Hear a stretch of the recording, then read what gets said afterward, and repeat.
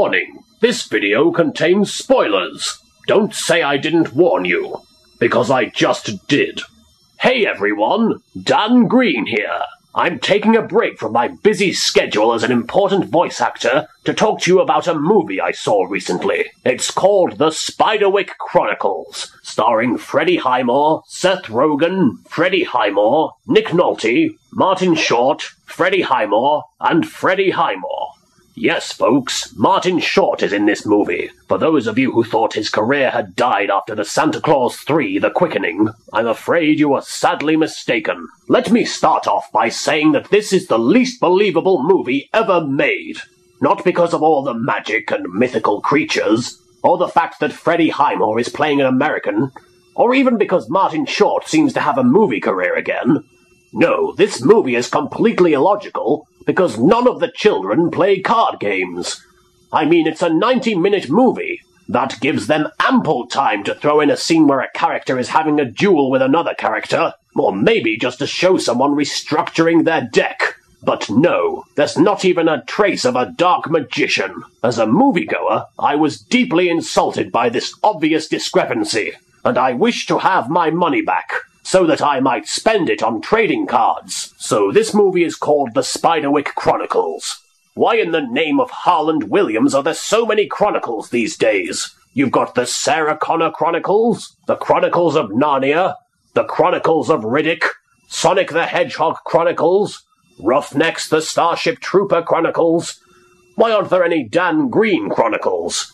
So this movie is about, like, a bunch of angsty little kids, all played by Freddie Highmore. Yes, even the girl. All living with their highly strung mother, who all go to live in this run-down old house in the middle of nowhere. There they find this field guide that allows them to see hordes of magical CGI creatures, including Nick Nolte, who has been appropriately cast as the CGI equivalent of Satan. Apparently, CGI Satan wants the field guide so that he can capture all the Pokémon in the world and complete his Pokédex, making him the most envied trainer in the whole of the Spiderwick universe. Or something along those lines. Wasn't really paying attention. Freddie Highmore, whose testicles have finally dropped after 25 years, was obviously trying to affect an American accent for this movie. He does a fairly good job, although there is another character in this movie who is also intended to be American. But when we actually meet her, she turns out to be played by veteran British actress Joan Plowright. Why a woman who has been acting for several decades couldn't be bothered to change her accent while acting opposite a teenager playing not one but two roles, both with differently nuanced voices, is a mystery. Perhaps Joan Plowright needs a little kick in the chesticles. You hear that, woman? I'm calling you out, Mrs. Laurence Olivier. As I've mentioned, Freddie Highmore plays twins. Why they needed him to play both characters is beyond me. It doesn't serve the plot in any significant way. It just makes you go, wait, which Freddie Highmore is that? Is it the angsty Freddie Highmore, or the really, really angsty Freddie Highmore? Apparently the characters were twins in the novel as well, but this seems like one of those details you could easily skip when making the translation from page to screen. Unless you happen to be one of those anal fanbrats who throws a hissy fit if Harry Potter isn't acting like a huge gimpy bitch like he was in the books. Not that I've read them or anything.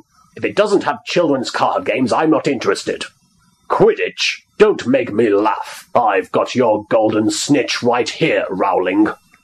Now, I don't want to ruin it for anybody, even though the film does an ample job of that all by itself, but I really need to talk about the ending, because it is one of the most bizarre endings I've ever witnessed. And I've watched Eraserhead, upside down, while tripping on acid. There's only one way to describe it, and that's by telling you about what happens with words from my mouth. And I'm not making this up. Seth Rogen eats Nick Nolte.